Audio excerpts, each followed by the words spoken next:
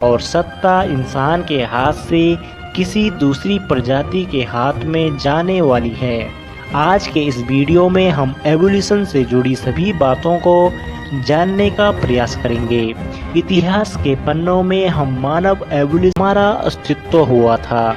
हमने केवल पेड़ों से उतरकर जमीन पर अपनी यात्रा जारी नहीं रखी, बल्कि गुफाओं में भी घर बनाए।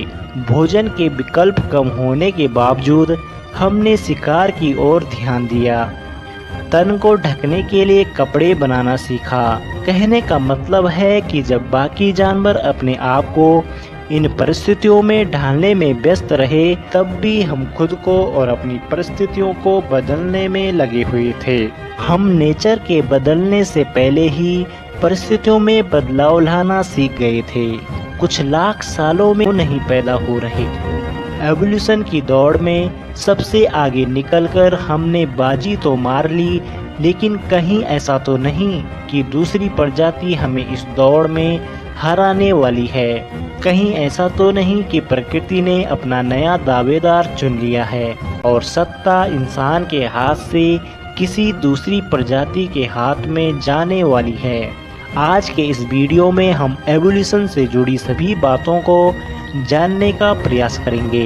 इतिहास के पन्नों में हम मानव एवोल्यूशन की रेस में काफ़ी आगे बढ़ चुके हैं, लेकिन वातावरणीय स्थिति हमारे अनुकूल न होने के बावजूद भी मानव ने अपने अस्तित्व को बचाए रखा था। नई नई चुनौतियों को झेलते व लड़ते हुए हमने खुद को सुरक्षित रखने के साथ साथ अपने को विकसित किया।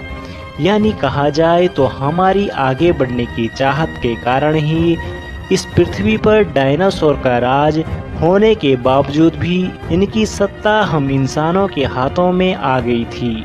उनके खात्मे के बाद ही हम बंदर जैसे प्रजाति से चलने फिरने, बोलने और समाज में रहने वाले हर परिस्थिति का सामना करने वाले जीव बन गए। हमारी चाहत सिर्फ पेट भरने तक ही सीमित नहीं रही, बल्कि एक अच्छे समाज का निर्माण व उसे विकसित करना भी रहा था। इसीलिए शायद हम बहुत तेजी से ग्रो कर पाए। इसी का नतीजा है कि आज इंसानों की संख्या इस धरती पर सबसे अधिक है, लेकिन ये रफ्तार कहीं न कहीं अब धीमी पड़ रही है। वैज्ञानिक मानते हैं कि प्राचीन समय में मुकाबला करना सीख गए। निचले स्तर से वो खुद को फूड चेन के सबसे टॉप पर लेकर आया। आज वैज्ञानिकों को जो इंसान के जो पुराने ढांचे और शरीर के कंकाल मिलते हैं, वो बुरी तरह से टूटे व बिखरे होते हैं। उन पर ज़्यादातर शेर व तेंदुआ जैसे जानवरों के काटने के निशान मिलते हैं। इससे एक बात तो साफ होती है कि दूसरे जानवरों को मार हमारे तेजी से इवॉल्व होने का कारण वातावरणीय प्रभाव था। उस समय पर पाए जाने वाले बाकी जानवर भी आकार व ताकत में हमसे ज़्यादा बड़े थे। कई बड़े शिकारी जीवों का तो हम खुद शिकार हुआ करते थे।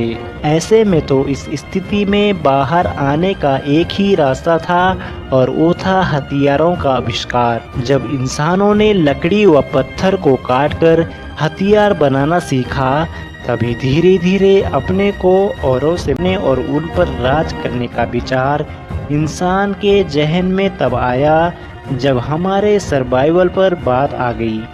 खुद शिकार बनने से लेकर दूसरे जानवरों का शिकार करने तक हमने बहुत कुछ पा लिया था।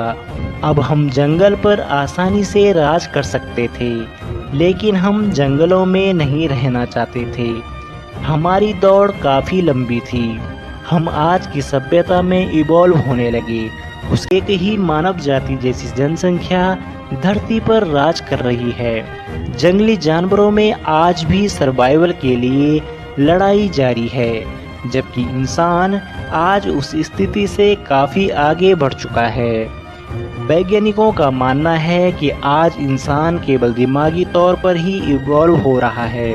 आखिर में ऐसा कहा जा सकता है कि हमने ह्यूमन एवोल्यूशन को तो नहीं रोका है, लेकिन इसके लक्ष्य को चेंज जरूर कर दिया है। के बाद हम गांवों शहरों में रहने लगे, पशुपालन खेती करने लगे, इसके कारण हमारे ऊपर से सर्वाइवल प्रेशर कम होने लगा।